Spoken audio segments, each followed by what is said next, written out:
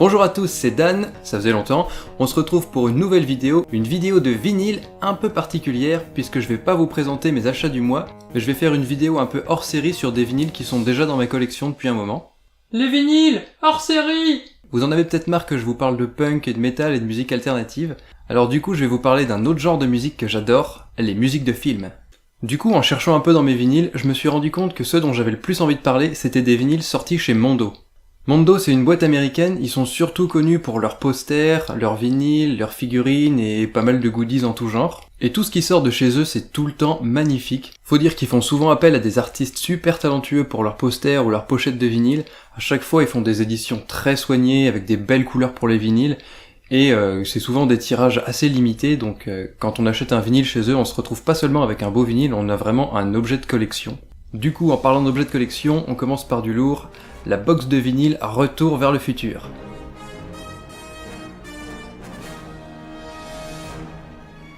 Est-ce qu'il y a vraiment besoin de représenter Retour vers le futur, cette trilogie de films par Robert Zemeckis et Bob Gale, sortis en 85, 89 et 90 ? En fait, c'est surtout que quand on me pose la question « C'est quoi ton film préféré ?», je suis tout le temps obligé de répondre « Retour vers le futur ». Les films Retour vers le futur. En tant que gros fan de Retour vers le futur, le 21 octobre 2015, j'étais complètement au taquet toute la journée. À 16h29, j'ai eu un petit pincement au cœur en regardant par la fenêtre et en ne voyant toujours pas de voiture volante ou de mini-pizza à réhydrater. Ce jour-là, on s'est fait une petite soirée spéciale à base de DeLorean et de marathon des 3 films. Et surtout, il y a eu la mise en vente du coffret chez Mondo, Retour vers le futur. Boum, il me le fallait. Pour l'anecdote, c'était surtout un gros coup de chance que j'ai réussi à l'avoir, parce que je suis allé sur le site 5 minutes avant l'heure annoncée, histoire de rafraîchir la page. Coup de chance, il y était, je l'ai tout de suite précommandé, et 10 minutes plus tard, il n'y en avait plus, c'était plié. Et après ces précommandes, pendant 6 mois j'étais comme ça, et en mars-avril, je ne me rappelle plus vraiment, il est enfin arrivé, le Graal, l'objet tant attendu. Donc là, on a un super beau coffret limité à 2000 exemplaires, qui a la forme de la caisse de plutonium que Doc a volée aux Libyens, et donc dedans on a 3 magnifiques doubles vinyles qui contiennent les musiques composées par Alan Silvestri. Il y a aussi un petit livret qui contient 4 pages écrites par Bob Gale, le scénariste, co-créateur et producteur des films, qui rassemble un peu quelques anecdotes sur tout le processus de création des musiques, c'était super intéressant à lire. Pour le premier vinyle, on a un magnifique artwork qui reprend les traînées de feu sur la route de 1985. À l'intérieur, on voit la DeLorean telle qu'elle est dans le premier film, avec la caméra, et en fond, il y a l'hôtel de ville avec la fameuse horloge. Et au dos, il y a le tableau de bord des dates des voyages du premier film. 1955 quand les parents de Marty étaient au lycée, 1985 quand Marty saute dans le temps pour échapper aux Libyens, et la troisième date qui correspond au premier saut, celui du chien Einstein. Les deux vinyles sont de couleur jaune, qui rappellent la caisse de plutonium. Et donc là on retrouve les musiques du premier film, la création de tous les thèmes emblématiques de la saga, et en plus c'est une version un peu étendue de la BO, on a des morceaux qu'on n'a pas sur les BO classiques, donc là on a presque 50 minutes de musique.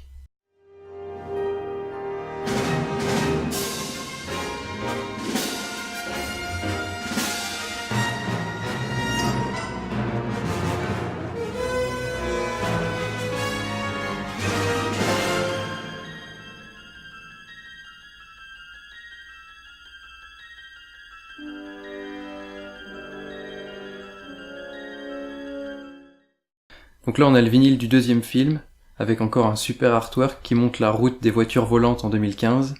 L'intérieur avec la DeLorean modifiée du deuxième film, on voit les roues qui sont pivotées pour pouvoir voler. La petite planche de hoverboard à l'intérieur, et en fond l'hôtel de ville de 2015. Au dos encore une fois on a les dates, le voyage vers le 1985 alternatif de Biff, 2015 l'année où on se balade avec les poches de pantalon sorties, et 1955 qui correspond au voyage du vieux Biff pour donner l'almanach au jeune Biff. Les vinyles sont de couleur rose avec des éclaboussures vertes, de façon à rappeler les hoverboards. Donc là on a toutes les musiques du deuxième film qui arrivent à reprendre les thèmes emblématiques créés pour le premier film tout en créant sa propre identité. Là encore c'est une version étendue de la BO, on a plus d'1 heure de musique.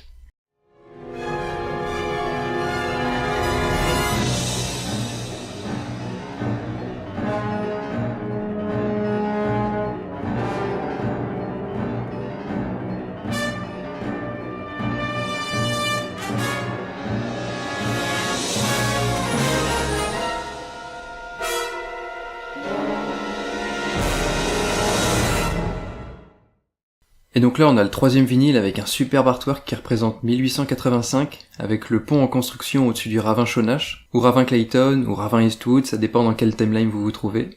À l'intérieur on a la DeLorean avec les bottes de Marty quand il va en 1885, et en fond on a l'hôtel de ville encore en construction de cette époque. Et au dos on a le tableau de bord avec les dates quand la DeLorean quitte le Far West pour retourner en 1985. Les deux vinyles sont de couleur marron, et donc c'était pour faire une petite blague avec Doc Brown. Et là-dedans, on se retrouve avec une super BO qui arrive à allier les thèmes emblématiques de la saga avec les nouveaux morceaux qui sont vraiment dans une ambiance plus western, plus Far West. Là encore, c'est une version étendue de la BO, on a plus d'1 heure de musique. Avec en petit plus, on a la version longue de la version instrumentale de Double Back des ZZ Top, qui a été réarrangée par Alan Silvestri, c'est la version qu'on entend pendant la kermesse de la ville.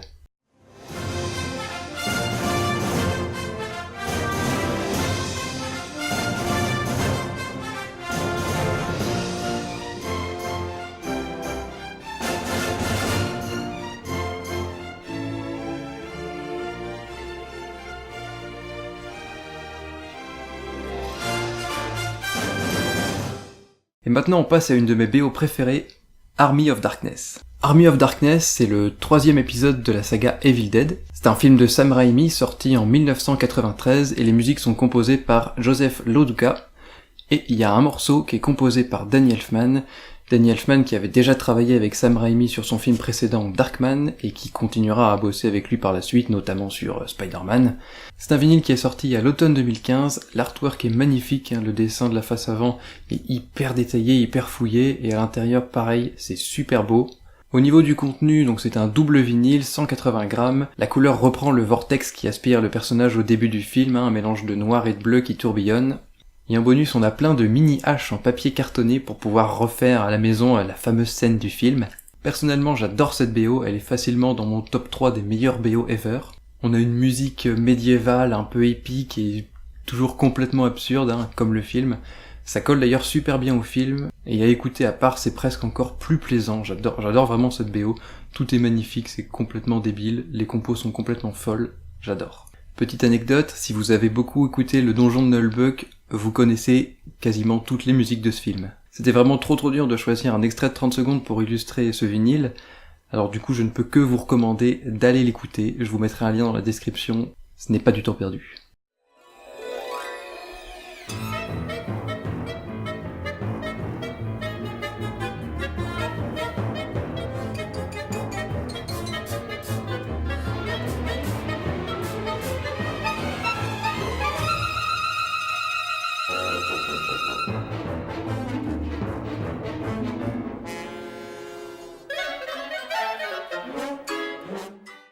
Et on termine avec une BO que j'adore beaucoup, Coraline.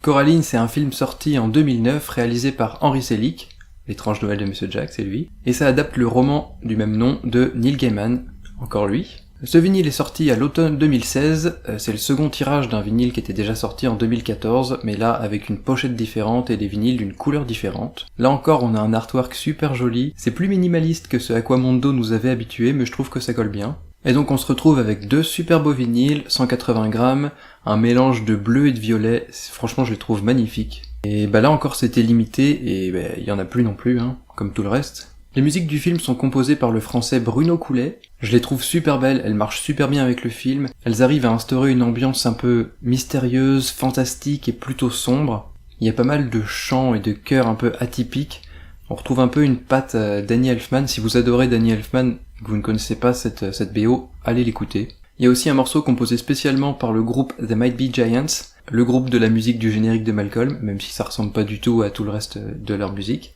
Si vous avez vu le film, c'est la chanson du père de Coraline. Là encore, petite anecdote, vous connaissez très certainement une musique de ce film, puisque la pub pour le parfum Nina Ricci la reprend.